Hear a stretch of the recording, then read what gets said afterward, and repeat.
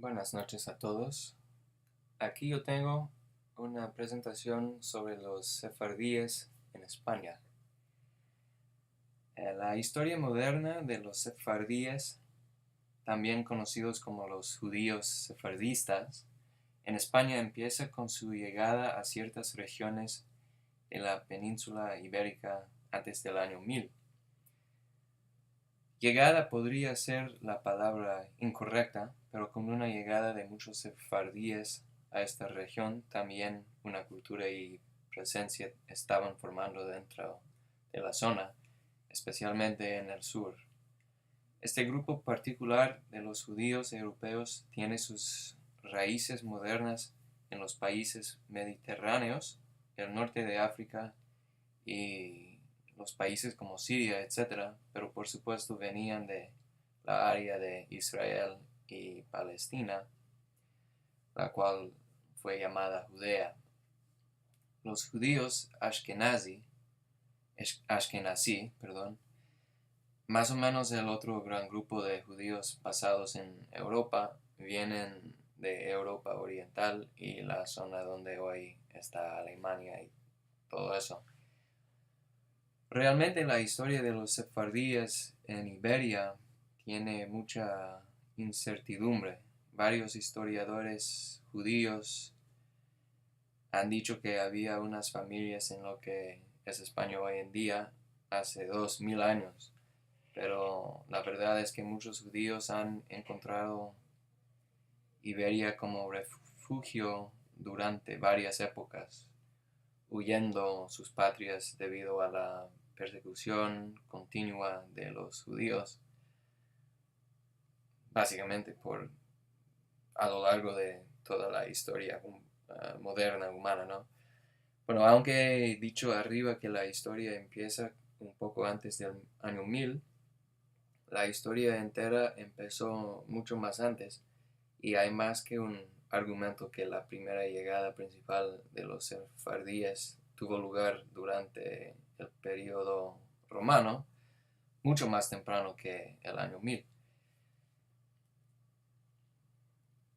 Aquí tenemos un mapa de las primeras llegadas principales desde Israel y Palestina.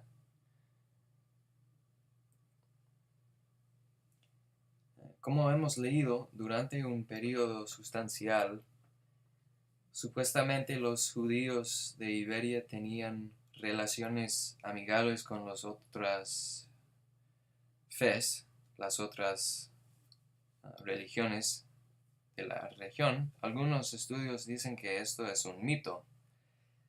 Sí, trabajaban en los campos y básicamente mantenían puestos normales en la sociedad,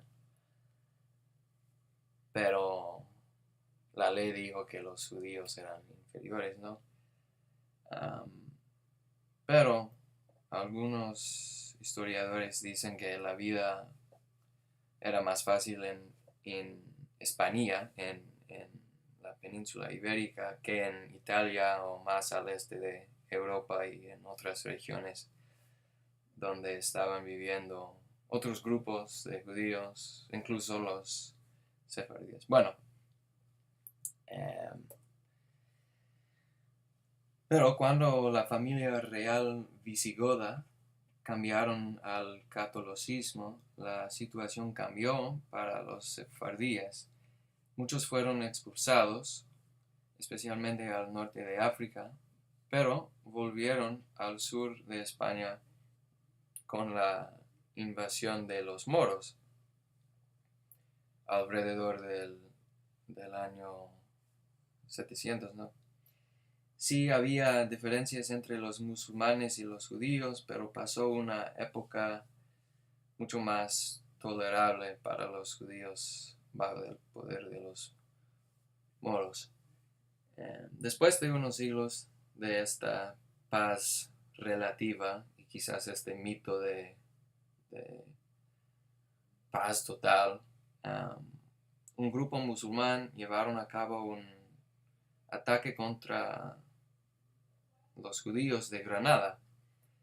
y miles de judíos se murieron y durante las próximas décadas muchos sefardíes huyeron al norte de España. La reconquista empezó el próximo siglo y curiosamente muchos judíos trabajaban con los españoles cristianos en el norte debido a su conocimiento de la lengua y cultura de los enemigos de los cristianos, los moros.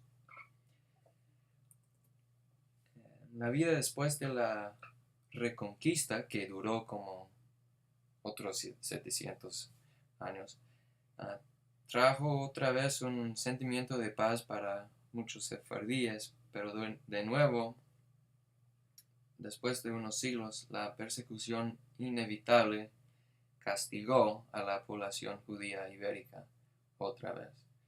En 1492, después de la unión de Fernando y Isabela en 1469, el decreto de Alhambra fue anunciado.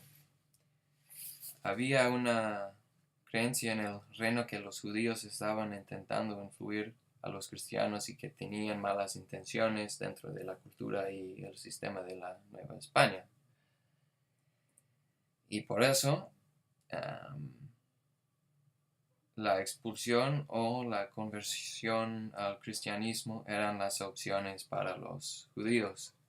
Y aquí tenemos otro mapa de la expulsión y dónde fueron los sefardíes después del decreto de Alhambra.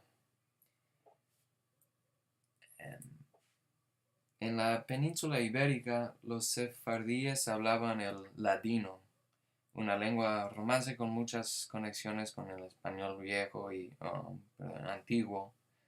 Este idioma todavía es hablado en varias regiones europeas, en el Oriente Medio y Israel. Los Ashkenazí hablaban y hablan Yiddish. Lingüísticamente, el judeo-español, el ladino, por supuesto es más relacionado al español, con 60% del mismo vocabulario, y la gramática parece funcionar igual.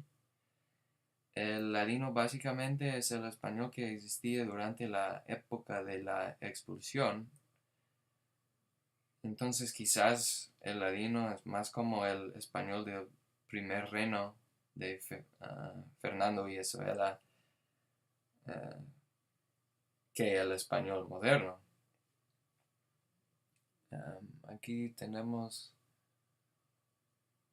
una breve demostración de unas diferencias. No se usa usted ni ustedes, pero se usan vosotros y vos en lugar de tú. Y la B de burro se pronuncia normalmente como B, pero hay una diferencia entre B de burro y B de vaca, como en inglés. Vaca, no vaca, vaca o vivir, etc. Y una diferencia de fonema. El ladino todavía contiene dos fonemas del castellano antiguo, sh y z. Y ahora en el español moderno, las dos fonemas son representadas por X o X. Y dos otras diferencias, entre muchas. La ñ es reemplazado por NY como en el catalán. Y en lugar de la C dura, no sé cómo. La palabra catalán. A veces el ladino utiliza la K.